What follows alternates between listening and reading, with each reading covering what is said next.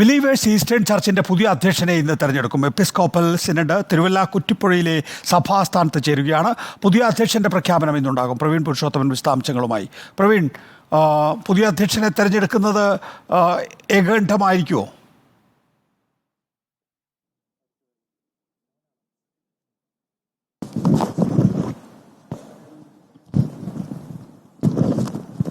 ഇക്കാര്യത്തിൽ പ്രഖ്യാപനം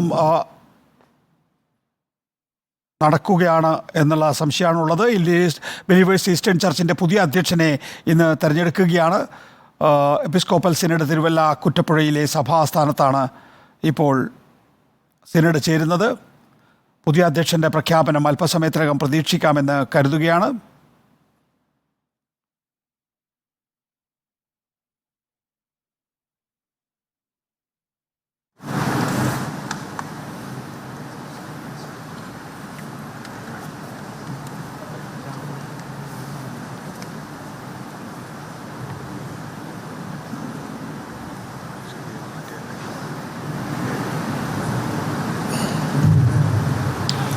ബിലീവേഴ്സ് ചർച്ചിൻ്റെ പുതിയ അധ്യക്ഷനെ തിരഞ്ഞെടുക്കുന്നത് ഇന്നാണ്. എപ്പിസ്കോപ്പൽ സിനഡ് തിരുവല്ല കുറ്റപ്പുഴയിലെ സഭാസ്ഥാനത്ത് പൂർത്തിയായി കഴിഞ്ഞിരിക്കുന്നു.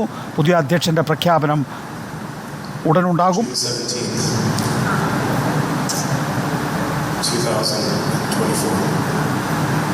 The supreme head of the Believers Eastern Church, His Holiness more and more Athanasius Johann I, met with a fatal car accident on May 7th, 2024. And on May 8th, 2024, he departed from this world to the presence of Christ. Leaving the Holy Church that he shepherded so faithfully. This unexpected and painful news was shocking and heartbreaking for the Holy Church and the society at large. Subsequently, the archbishops met on 9th May 2024 in the headquarters of the church and prayed for the soul of the reposed metropolitan, and also sought the peace and grace for the church to navigate through these difficult times. Also, the archbishops have unanimously chosen His Grace, Dr. Samuel Moore Theophilus Episcopal, the Archbishop of Chennai, Praveen വിശദാംശങ്ങളുമായി. പ്രവീൺ, എന്തൊക്കെയാണ് കൂട്ടിച്ചേർക്കാനുള്ളത്? to administer and fully fulfill the day-to-day functions of the Holy Church, as well as to guide. Believers Eastern ചർച്ചിൻ്റെ പുതിയ അധ്യക്ഷനെ ഇന്ന് തിരഞ്ഞെടുക്കുകയാണ്. Episcopal Synod Thiruvalla കുറ്റപ്പുഴയിലെ സഭാസ്ഥാനത്ത് അല്പസമയം മുമ്പ് ചേർന്നിരുന്നു. അതിനുശേഷം ഇപ്പോൾ പുതിയ അധ്യക്ഷൻ്റെ പ്രഖ്യാപനം ഇന്ന് ഉണ്ടാകും.